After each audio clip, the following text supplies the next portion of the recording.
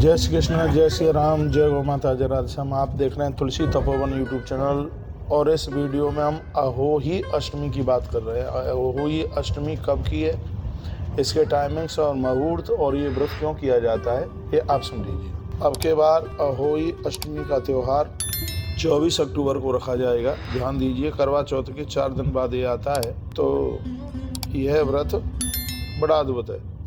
पंचांग के अनुसार अहोई अष्टमी का पूजा का मुहूर्त शाम को 5:45 बजे से लेकर के 7 बजे तक है और यह पूजा तारों का दर्शन करके की जाती है। तारे निकल करके आ जाते हैं तब ये पूजा की जाती है। तब के तारे अहोई अष्टमी यानी 24 तारीख को शाम को 6:05 से तारों का निकलना आरंभ हो जाएगा। चंद्रोदय लगभग 12 बजे से कुछ मिनट पहले होगा। अहोई अष्टमी व्रत अनादिकाल से हो रहा है। ऐसा बताते हैं कि किसी माता के साथ बेटे थे। एक दिन वो घर लीपने के लिए वन में गई, मिट्टी खोदने के लिए। जैसे ही उसने अपने फावड़े से मिट्टी खोदी तो वह फावड़ा कहीं किसी शेर के बच्चे को लग गया, जिससे उस बच्चे की मौत हो गई। वो स्त्री बहुत ज्यादा चिंतित होने लगी, बहुत दुखी होने लगी और इस बात का उसे कष्ट था कि मैंने एक जीव की हत्या कर दी। तो हुआ यह है कि जब वो घर पर आई तो घर पर उसे अपने बच्चे नहीं मिले। बहुत दुखी थी, रो रही थी। एक दिन कोई उसको बूढ़ी माता मिली और उसने कहा कि तुमने एक शेर के बच्चे को मार डाला, इसलिए उसकी माँ ने तुम्हें श्राप दे दिया, इसलिए तुम्हारे बच्चे गायब हो गए। और रोने लगी और कहने लगी, माँ अब मैं क्या करूं।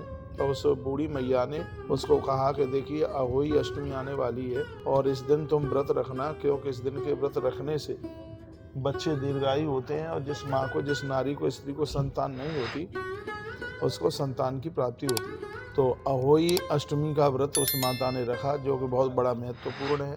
उत्तर भारत में तो इस व्रत को बहुत मनाया जाता है। सुबह से लेकर के सूर्यास्त तक जब तक तारे देख करके जल नहीं दे दिया जाता तो तब माता अपना व्रत तोड़ती नहीं है। तारों को देखने के बाद ही वो अपना उपवास तोड़ती है। तो यह ऐसा कहा गया है कि जो अहोई अष्टमी का व्रत माताओं के द्वारा किया जाता है, इससे घर की नकारात्मक ऊर्जा बिल्कुल समाप्त हो जाती है और परिवार के लोगों को स्वास्थ्य मिलता है। और इतना ही नहीं है, जिस नारी को संतान नहीं है वह संतान प्राप्ति के लिए गोवर्धन में वो जाती है, राधा कुंड में स्नान किया जाता है।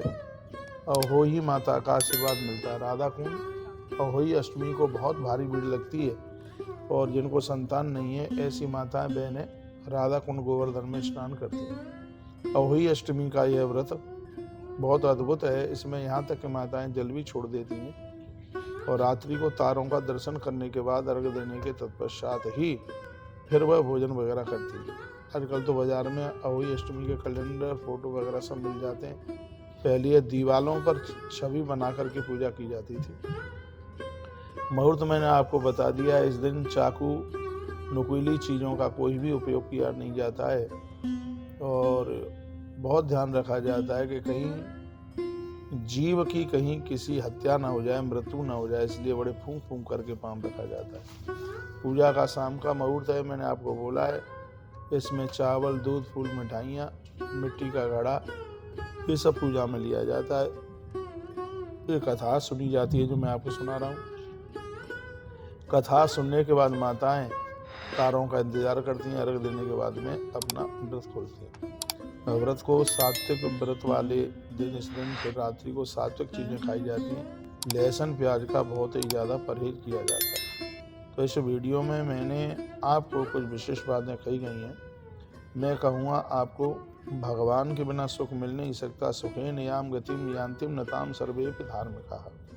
कहा जाता है, स्मर्तव्यम सततम भगवान विष्णु तव्यम न जात, स्मर्तव्यम सततम विष्णु विस्मर्तव्यो न जात उचित। भगवान का स्मरण करने से ही कल्याण है। ईश्वर का विस्मरण कभी भी नहीं करना चाहिए, क्योंकि परमात्मा के बिना जीव का कल्याण है ही नहीं। अहोई अष्टमी का यह व्रत बच्चों की आयुष्ता बढ़ाने के लिए, उम्र बढ़ाने के लिए किसी वरदान से कम नहीं है और अनादिकाल से व्रत चलता हुआ आ रहा है। आप भी अपने बच्चों की दीर्घजीवी के लिए यह व्रत कर सकते हैं। 24 अक्टूबर को अहोई अष्टमी मनाई जा रही है। इस चैनल से आपने इस वीडियो को सुना, इसको आगे भी भेजिए जिससे और भी लोग लाभान्वित हो सकें। बहुत बहुत धन्यवाद वीडियो पूरा सुनने के लिए। जय श्री कृष्ण, जय श्री राम, जय गौ माता, जय राधे श्याम।